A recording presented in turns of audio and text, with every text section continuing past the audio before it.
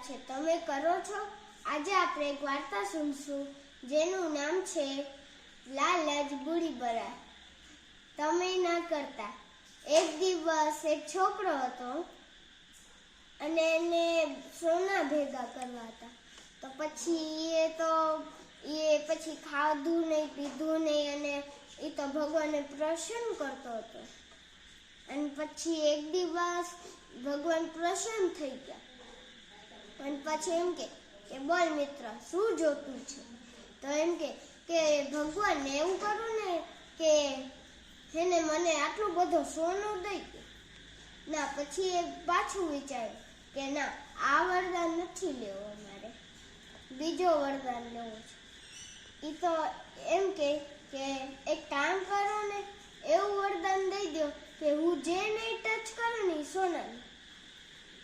અને પછી વિચાર્યું પછી હું ખાવાનું કેમ ખાઈશ। તો પછી એમ કીધું હાલો ને જવા દો।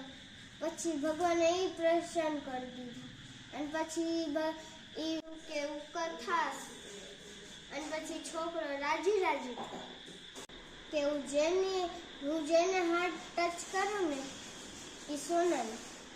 અને પછી એમ વિચારે કે ના ખાવાનું તો નહીં ખાવું।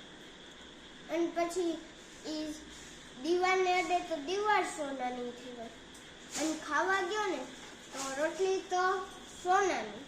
હવે કોઈ સોનું કઈ ખાવાનું હોય?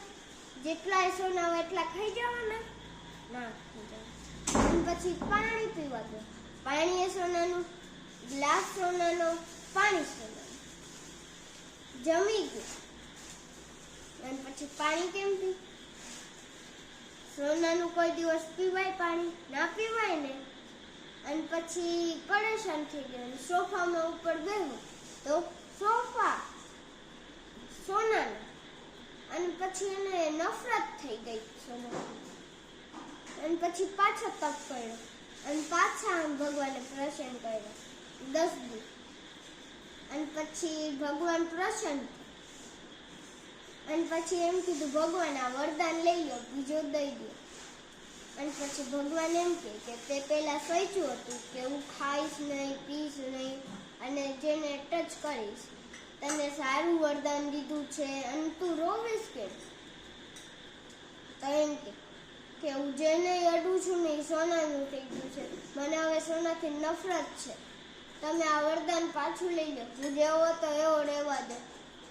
અને પછી એની પત્ની એમ કે લાલચ બુરી બલા છે। આ 5 મિત્રોને શેર કરજો આ વાર્તા, ક્યોંકि आज एक कानूड़ा नहीं सुनाई છે। લાલચ બુરી બલા છે। જેમ વાર્તામાં થયું ને એમ તમારી સાથે એ તો તમારી ભેગું થાય।